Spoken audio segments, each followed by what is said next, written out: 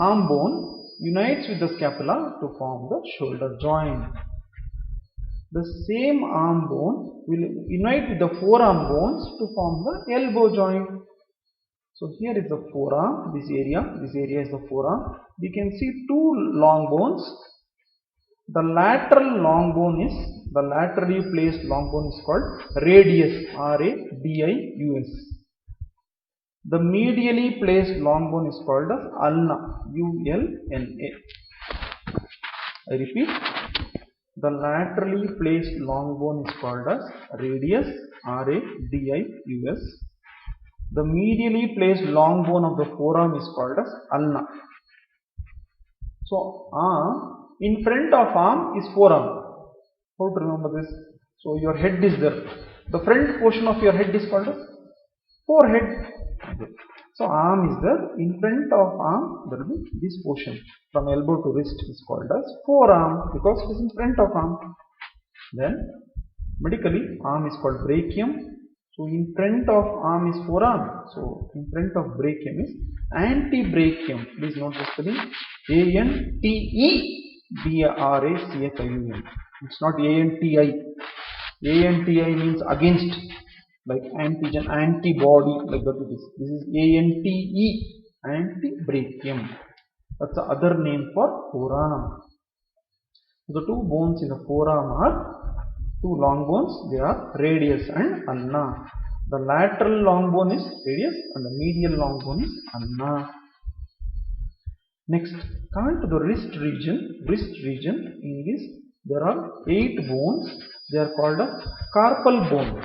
C-A-R-P-A-L. Carpal bone. Okay. In the ankle region of your lower limb, there will be tarsal bones. T-A-R-S-A-L. Tarsal bones. These two are frequently asked questions in the examinations point of view. So, but you have to remember all the bones. The 2-mark question will be name any 2 bones of upper limb. So, if you are awake for 2 minutes in the class, you will definitely able to tell any 2 bones name. Carpal bones is a highly specific question. It's a 3 marks question. Name the carpal bones, which I will teach you in the next slide. So, there are 8 carpal bones.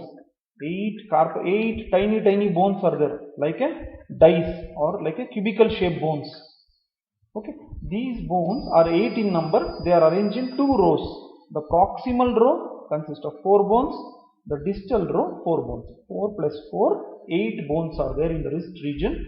It's called as carpal bones. C-A-R-P-A-L. Carpal bones.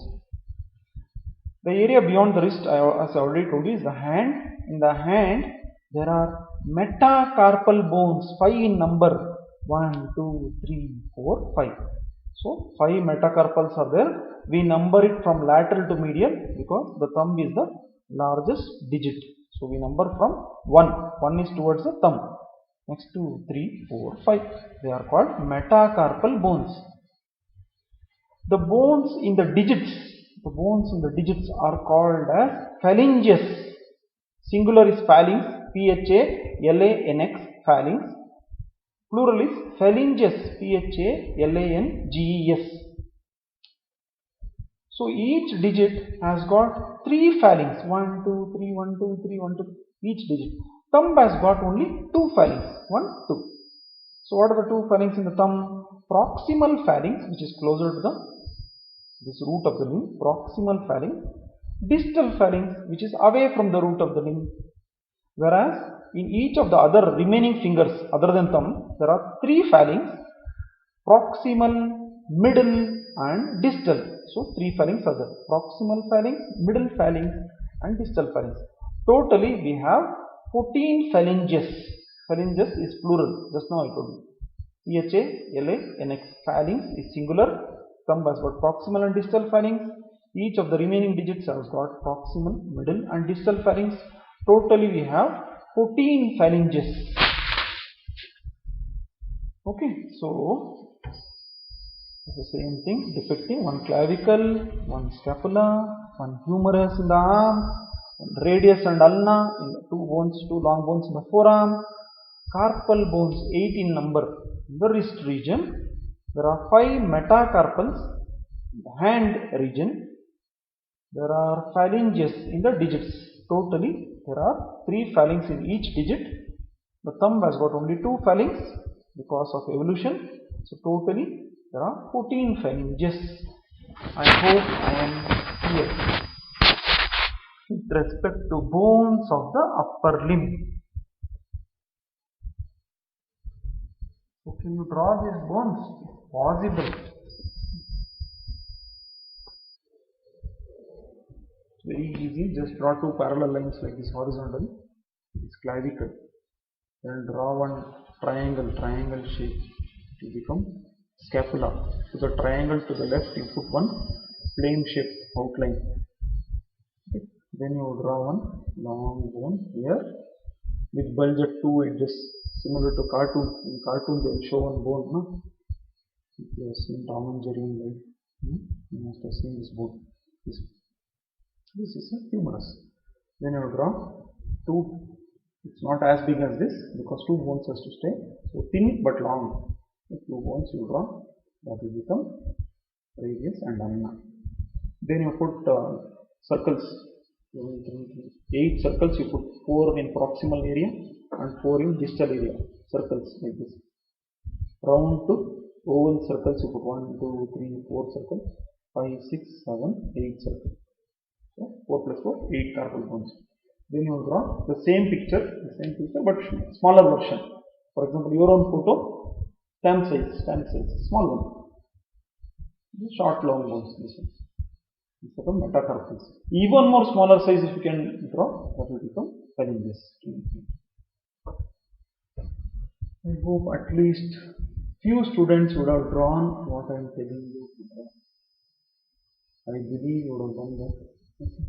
Now coming to the carpal bones, it's very interesting and most commonly asked question also. The mnemonic for this is my left wrist. If I keep in front of my face, the left wrist, this is how it appears. 1, 2, 3, 4, 5, 6, 7, 8. So from lateral to medial, the mnemonic is this first alphabet you have to draw. Please, I will give you 1 minute time. Just draw like this. 1, 2, 3, 4. 5, 6, 7, 8. Just write lateral here, just write medial here, please. This is frequently asked question in the university exam, so I don't want you to miss on to this. Okay. Still 30 seconds to draw.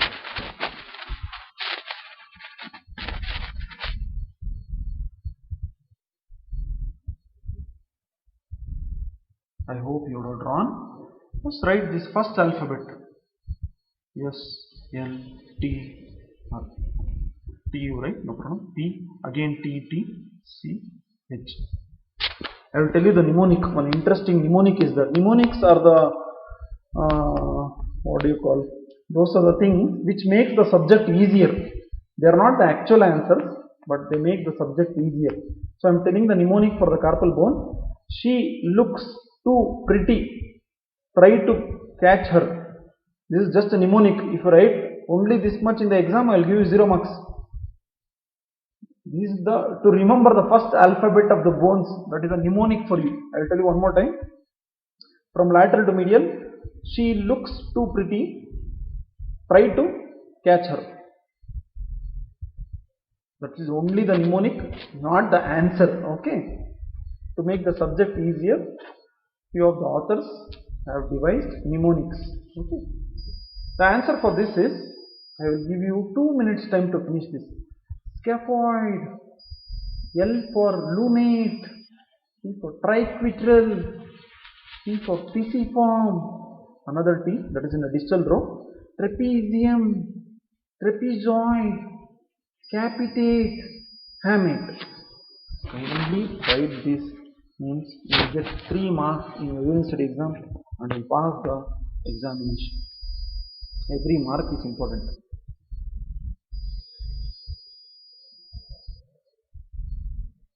Scaphoid, lunate, triquetrum, pisiform, trapezium, trapezoid, capitate, hamate. So if you want to know the literal meaning of this, each of these bones is roughly cubical in outline. Scaphoid means boat-like. The outline of this bone is like a boat, okay, small boat. Lunate, it's like a moon-like, half moon-like shape. So we call it lunate. Triquetrum, it's like one triangular outline. Actually, it should be cubical. It has got 6 surfaces, but the overall outline is like a triangle. Triquetrum. Pisiform, it means a tiny dot. It's like one grain. Pisiform. Pisi means small. Pisiform. Trapezium is very easy. Kaju barfi, if you had in life, Kaju barfi, diamond shape, trapezium, trapezium. Trapezoid means something like trapezium, but not close to it. See, this is a typical Kaju barfi. Trapezium, it's like a diamond shape. Okay, this not a very good Kaju barfi. It's very close to the trapezoid. Capitate, this appears like a cap. Actually, you can put it on your head, so it's called capitate. This one appears like a hammer. It has got a hook and all here. See, like a hammer, so we call it hammet.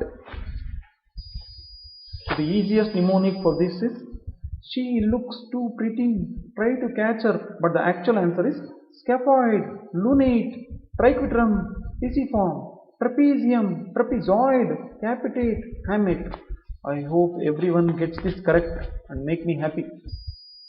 Okay, carpal bones. If you get out of it, the teacher is the most happiest person, man. Come on, you get this. Okay. Next.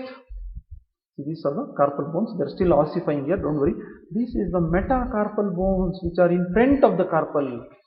This is the first metacarpal because next to the thumb we number it as first metacarpal, second metacarpal, third, fourth, fifth. This is the numbering. Then there are only two phalanx, proximal phalanx, distal phalanx in thumb, whereas the remaining, there will be remaining 4 fingers, 4 digits. There is proximal phalanx, middle phalanx, distal phalanx. Can you trace your hand in one book and write this? At least one finger can you trace and write this labeling?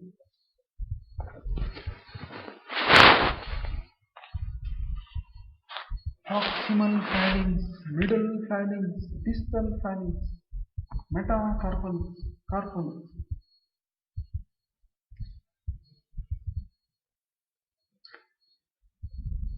Okay, I will teach you one very interesting joints in the hand. Joints in the hand is most difficult for many students. It's actually very easy. So we can concentrate for 1 minute. Please here. This is a carpal. This is a carpal. So the joint between the two will be called as, between the two half of the movie, there will be a break, and the break is called as intermission. So like that, between the two carpal there will be a joint. Intercarpal joint. Intercarpal joint. Between the carpals, carpal, it's still growing, okay, it's a child's hand. Between the carpal and metacarpal, what is the joint? Carpo-metacarpal joint. Carpo, I'm just adding the two words, man. Carpal is a noun, metacarpal is a noun. I can't tell robo. I can't tell like this, okay. So, carpo-metacarpal joint. I just made it into an adjective. Carpo-metacarpal joint. We'll see who tells. Metacarpal and phalanx. So what is this joint? Answer is very simple. Metacarpophalangeal joint. This one. Knuckle, you know na? Knuckle. Your knuckle is formed by metacarpophalangeal joint. Now this is a phalanx. This is a phalanx. So this will be. Just now I told you. This is a carpal. This is a carpal. Intercarpal. Na? So this is a phalanx. This is a phalanx. Interphalangeal joint. Again, this is a phalanx. This is a phalanx.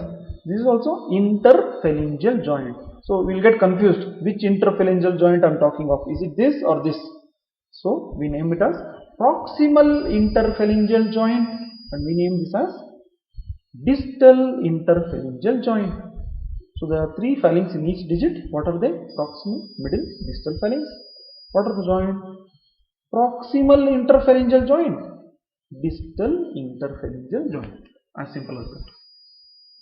In the thumb, there are only 2 phalanx, proximal phalanx, distal phalanx. So there can be only one joint between the 2 phalanx, right? Common sense. So the joint will be called as interphalangeal. There is nothing proximal interphalangeal, distal interphalangeal. Because hardly there are 2 bones, there can be only one joint. As simple as that.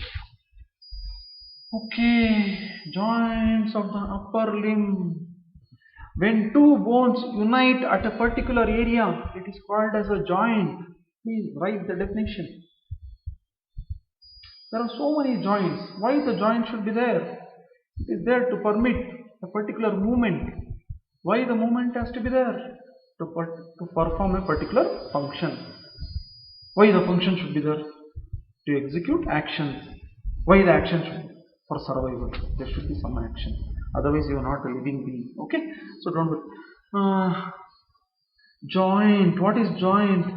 Where two bones unite. It's the simplest definition. Where two bones meet, that area is called as joint. Minimum two bones. Maximum how many our bones can come? See here. So many bones are coming together to form intercarpal joints. Minimum two bones. Okay. So joint is the area where two or more bones unite, meet, join. Therefore, it's called joint. Okay. Basically, there are three types of joint in the human body. Do you know that? If not, make a note. There are three types of joint in the human body. Number one, fibrous joint. F-I-B-R-O-U-S. When two bones are united by connective tissue fiber, it is called as fibrous joint. There are 22 bones in your skull. Try moving one of them. We'll see. Try moving your skull bone, man. 22 bones are there in your skull. So you can't move, right? Because they are connected to one another by fibrous tissue. So no movement is possible in fibrous joint. Example, sutures of the skull. Function, it protects your brain, of course. Okay. So one of the joint in our body is fibrous joint. The second variety of joint is cartilaginous joint. So what is this cartilaginous joint? Where two bones are united by cartilage. That is called cartilaginous joint. Example, best example, intervertebral disc between your backbones.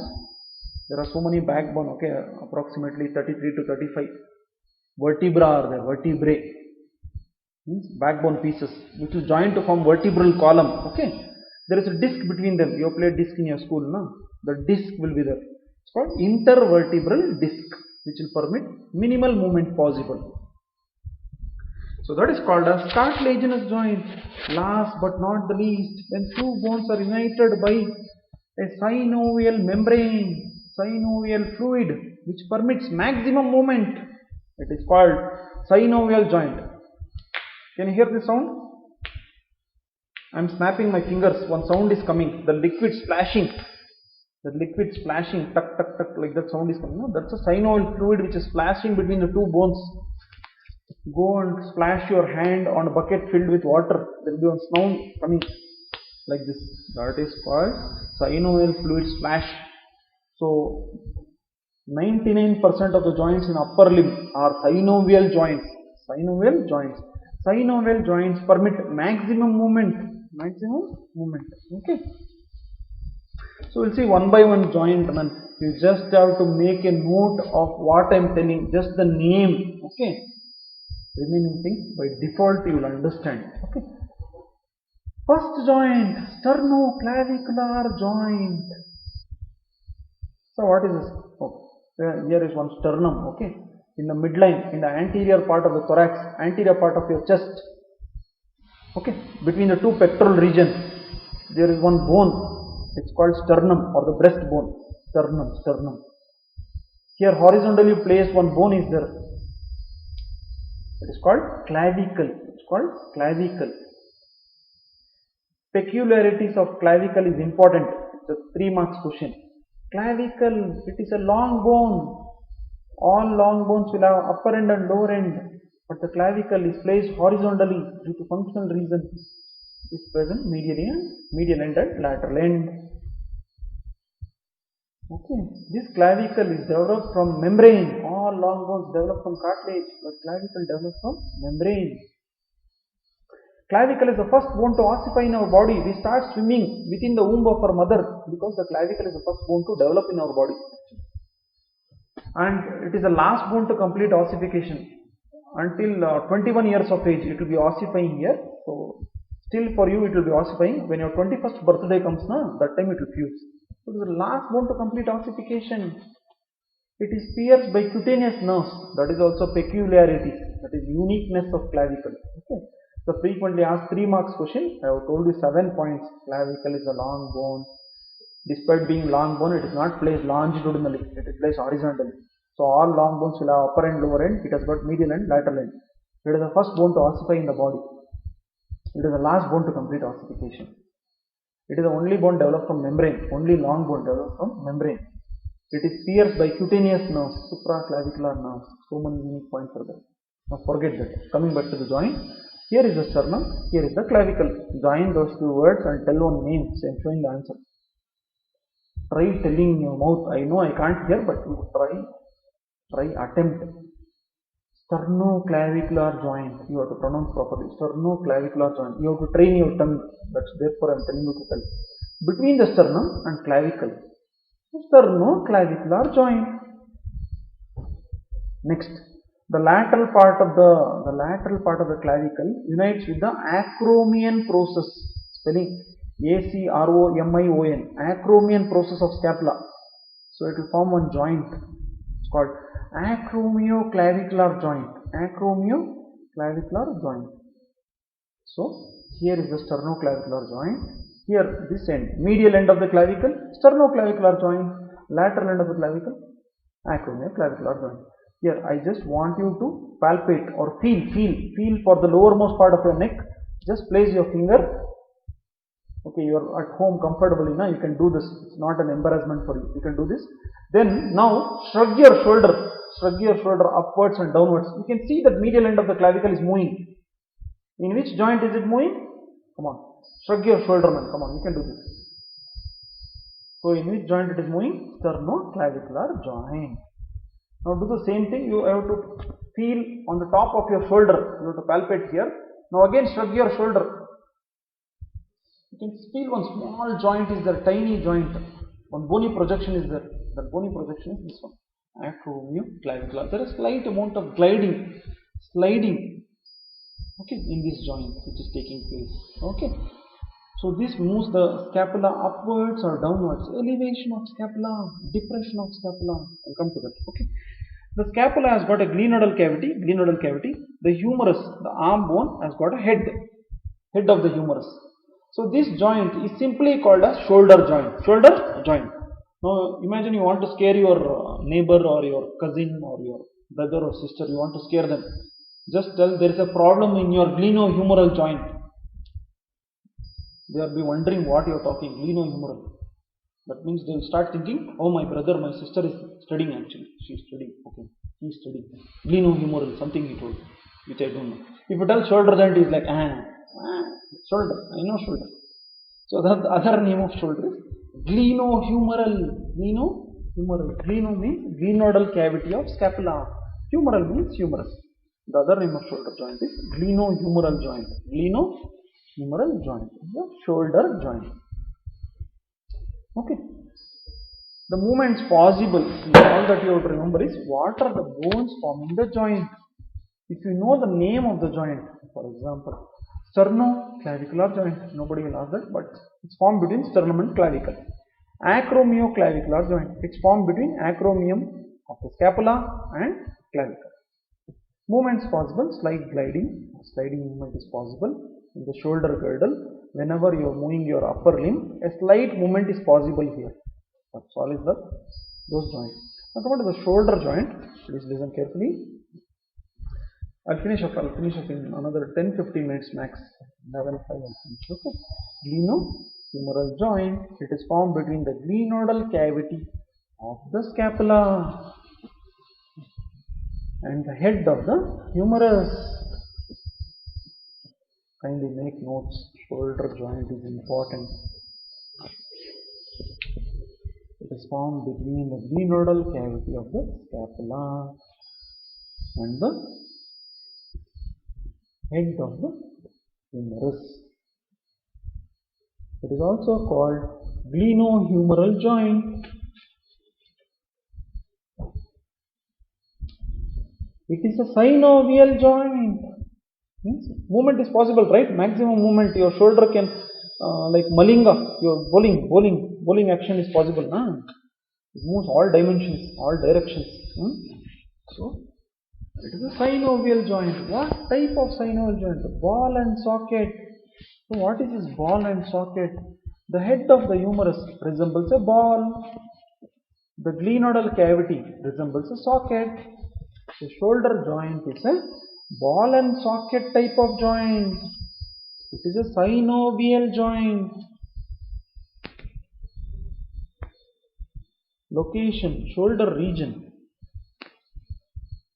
Nerve supply, axillary nerve. Here is an armpit. In the armpit, one nerve will be there here. It's called axillary nerve. It will be supplying it. Movements possible. Please note. Please concentrate. Movements possible. Here, the shoulder is bending. So that bending we call it as flexion. Here the shoulder is going back and the backward movement is called extension. Here it is becoming more straighter. The movement away from midline we call it as abduction. Movement towards the midline is called adduction.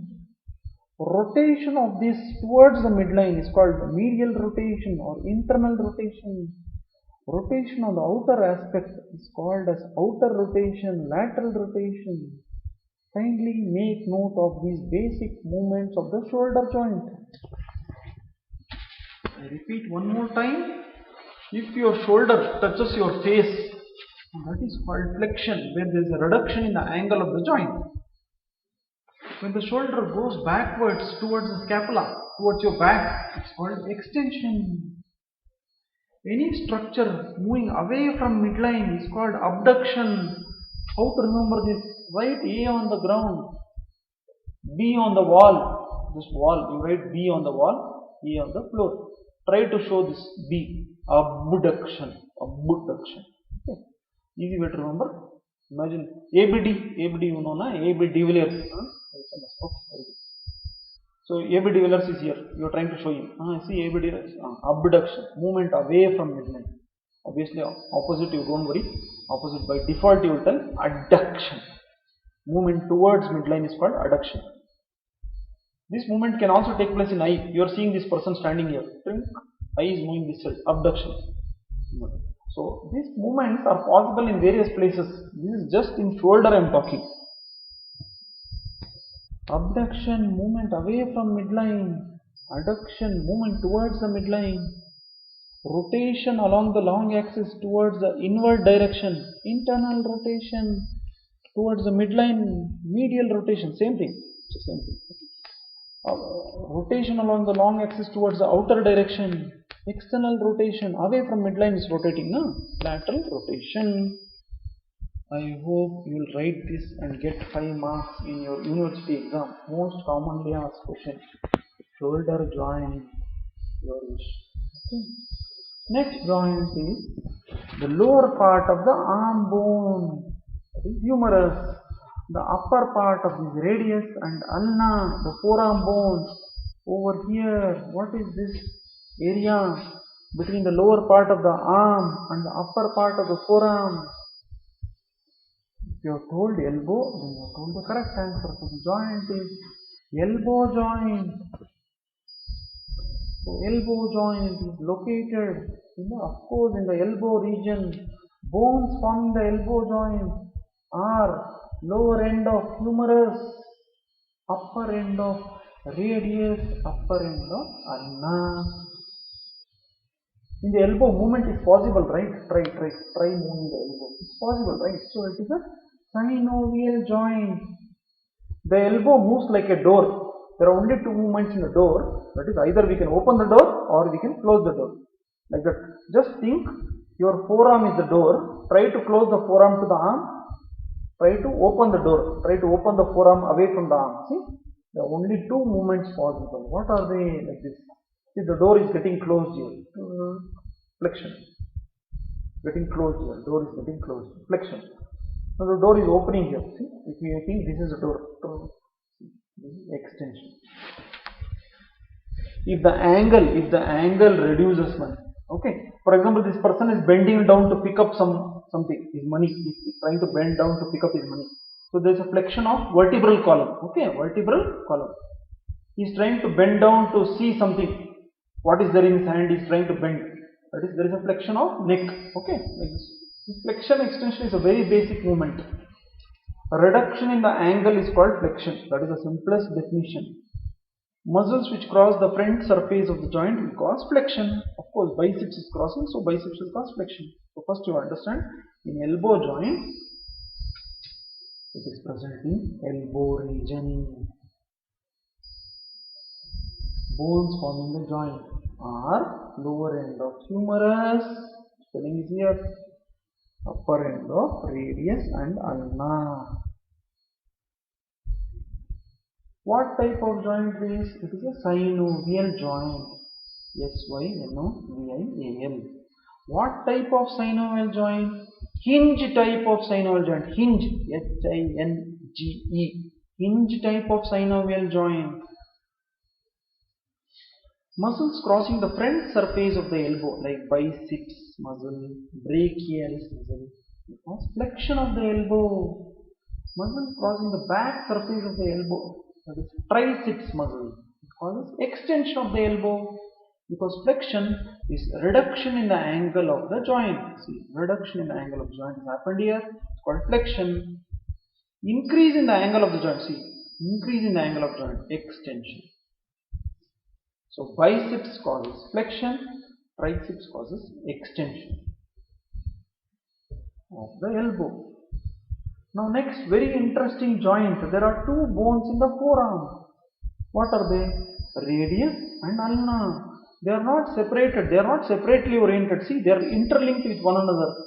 There are joints between radius and ulna. We call it as radio-ulnar joints. Try the other way around. Ulno-radial joint. It doesn't sound good. Ulno-radial also you can write. No problem. Easier way to tell this is radio-ulnar. It sounds good. Okay, radio-ulnar joint. It sounds simple. So there is one radio-ulnar joint in the upper end, one radio-ulnar joint in the lower end. Superior radio-ulnar joint or the proximal radio-ulnar joint. Inferior radio-ulnar joint or the distal radio-ulnar joint. You can clearly see both the radius and ulna are interconnected with one another by a connective tissue membrane. It's called the interosseous membrane. So what is inter? Inter means between. What is osseous? Osseous means bone. There is one membrane connecting the two. It is a fibrous joint. Fibrous joint. It prevents the over-supination and over-pronation. I will tell you what is it. So what is this joint? Radio-ulnar joints. So there are three radio-ulnar joints. The superior, the intermediate and the inferior radio-ulnar joints. What are radio-ulnar joints? The joints between radius and ulna. It's called radio-ulnar joints. Now, to know is there really a radio-ulnar joint, I want you to do this experiment, okay, with you. Just hold your wrist area. Wrist area you hold. Don't hold your hand, please. Hold your wrist with the other one hand tightly. And try doing this movement. Please see. You have to try doing like this. Try closing your like this. Your hand has to turn like this, and your hand has to turn back like this. But you have to hold this area. Okay, hold this area. This area you are holding both the bones. Okay, radius and ulna as tight as possible. Hold it. Hold it as tight as possible, and try doing this movement. Is it possible? Really? No, right? You have to try. It's not possible, right? If the answer is no, then you are telling absolutely correct answer. That is, there is a joint between the two, which you are holding means you are preventing it from moving. That is the proof that the two forearm bones will move across one another, especially this radius will move across the ulna, taking the entire hand with it. And that movement is called like the supination pronation. I will tell you the definition. If you are interested, you can make a note. Supination is a movement of the forearm in such a way the palm of the hand is facing upwards. Is facing the superior, the supreme, I don't know, whichever God you believe or the higher up person you believe. Pronation is a movement in which the palm of the hand faces downwards. It is a movement in the forearm. Please note that movement is taking place in this joint called radio-ulnar joint. I will repeat one more time. Supination is a movement in the forearm, in the radio-ulnar joints, in which the palm of the hand faces upwards, it faces superiorly. Pronation is a movement in the forearm in which the palm of the hand faces downwards. Another easiest way to remember this is this first alphabet. Remember supination S. This first alphabet P. You ask the money from your superior. Who are your superiors? Because you are not earning your own money, so now you are asking the money from your superiors. Of course, your parents. So superiors. You are asking the money from your superiors.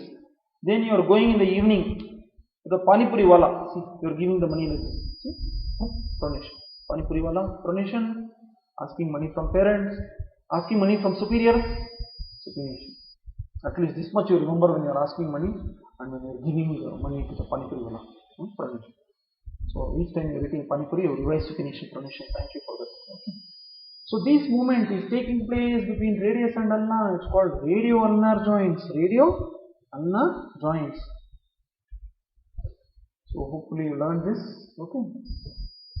So when the radius moves across the long axis of the ulna like this, and that movement is called pronation. When the radius comes back to the anatomical position, that is called supination.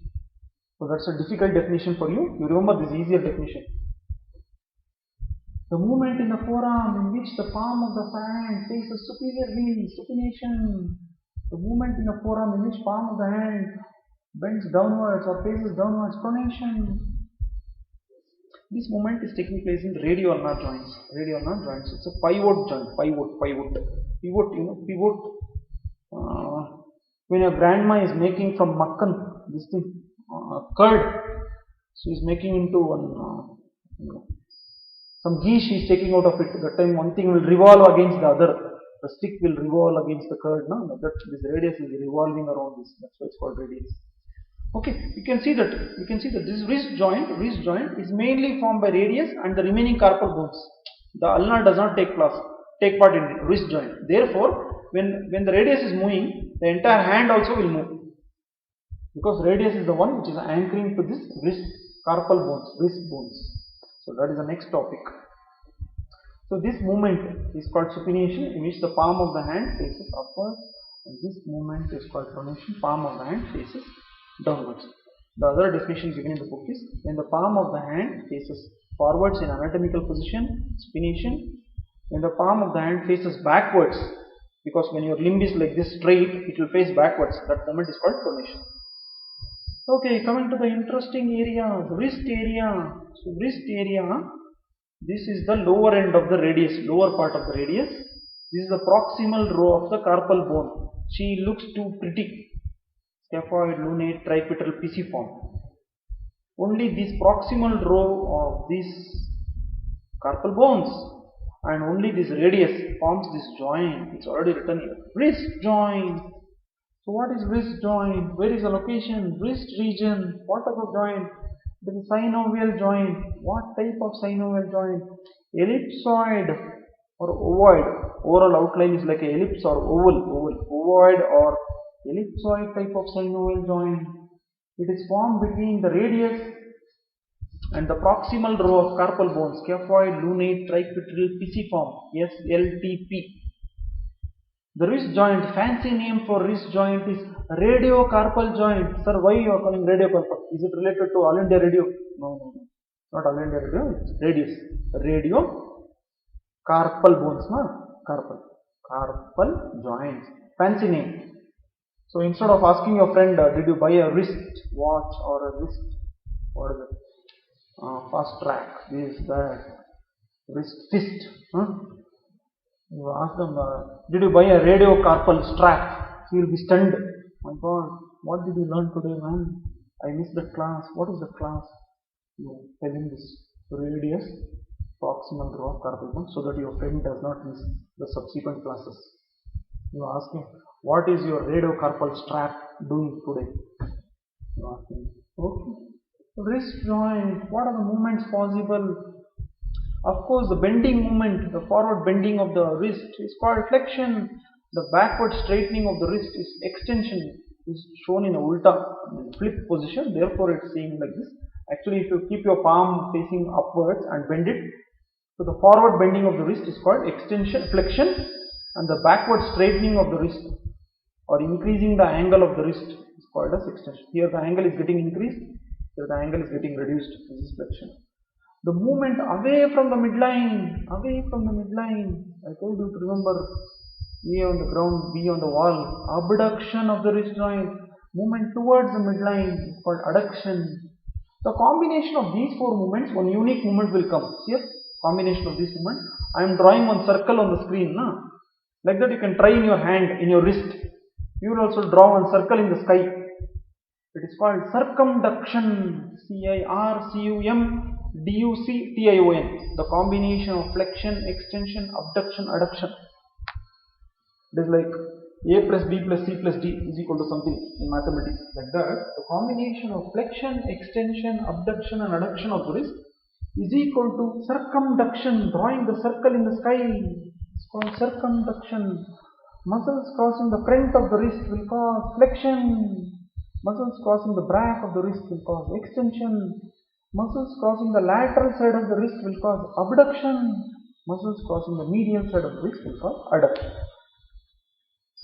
This I already finished. I don't want to bore you with this. Here are the carpal bones. Between the carpal, intercarpal joints, slight gliding movement is possible. Whenever your wrist joint moves, slight gliding movement is possible even in this joint called as intercarpal joints. Here is a joint between the carpal and metacarpal. It's called carpo-metacarpal joints. Carpo-metacarpal joints also permit slight flexion and extension movement. Not important. This is important. This is the metacarpal bone. This is phalanx. So the joint is called metacarpophalangeal joint. What movement is possible? See, if you bend all your fingers like this, you can do one duck dance, like a duck. You can do one dance now, nodding your head forward and just fingers forward like this. Duck dance, if you know this. This is a flexion of MCP, metacarpophalangeal joint. If you straighten your hand in the form of blessings for someone like this, it is extension of the metacarpophalangeal joint. Now in the hand, authors have created an imaginary line that passes through the third metacarpal and the third finger, okay, or the middle finger. We number from here 1, 2, 3, 4, 5 fingers. The first finger name is thumb or the first digit. Second finger name is index finger or the second digit. Third finger name is middle finger or the third digit. Fourth finger name is ring finger or the fourth digit. And the fifth finger name is little finger or the fifth digit. So toward the third finger or the middle finger, one imaginary line is drawn. That is the midline of the hand. Movement away from this midline is called abduction. Movement towards this midline is called adduction. This movement is taking place in this joint only. The joint name is metacarpophalangeal joint. So the joint permits following movements: flexion, extension, abduction, adduction. Actually, the combination of all this, you can draw a circle in your finger tip like this. It's called circumference. Now the other joints which are there, I already told you about this, but I don't want to take much time. Here is one joint in the phalanx, interphalangeal joint, but there are two interphalangeal joints because there is a proximal phalanx, middle phalanx, distal phalanx. Between three bones, there can be two joints, common sense. Proximal interphalangeal, distal interphalangeal. So in these interphalangeal joints, the movement possible is only bending and straightening. Like some devil is calling you with one finger, or you're teasing someone with one finger. So you can bend that finger or you can straighten that finger. That is flexion of that finger or extension of that finger. Flexion can take place, I don't know, some people will do unique. If it was a live class, I would have shown you. They will bend only the distal phalanx. I don't know, only this finger they will bend. No, they are unique. They are able to do that, but most of us, including me, I can't do like that. I can't bend only my one phalanx. With training it will come actually. Only distal phalanx. Only one muscle they have to use. There are so many muscles in the forearm. 13 muscles are there.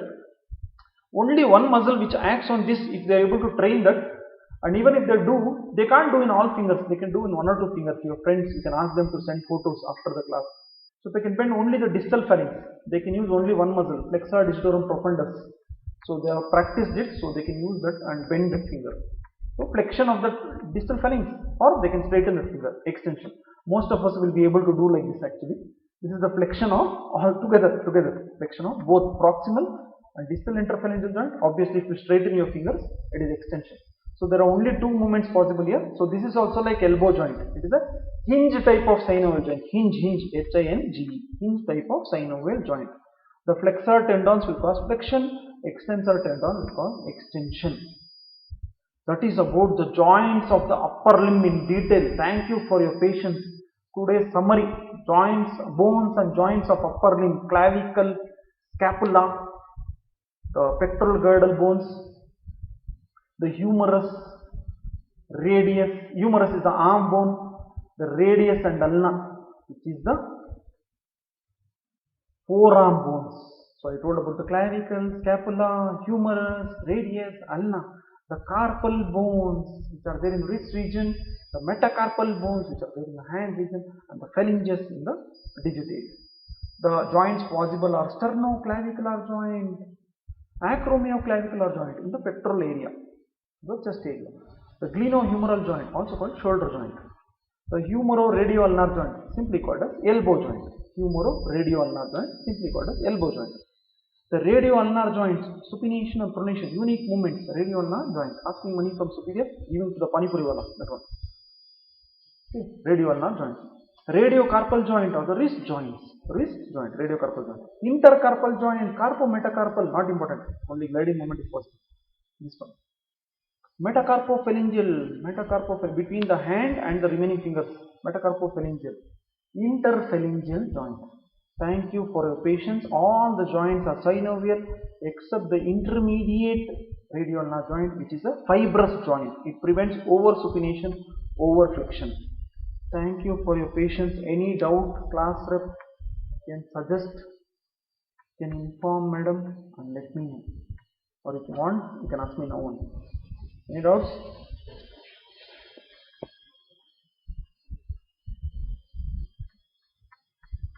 No.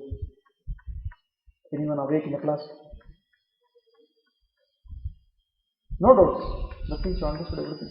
Okay. So shall I end the meeting?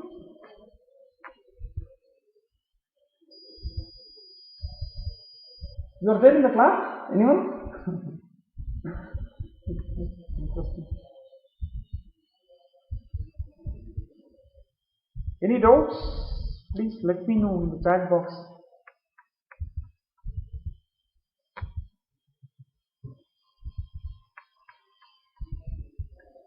Okay, thank you. Good day. Bye.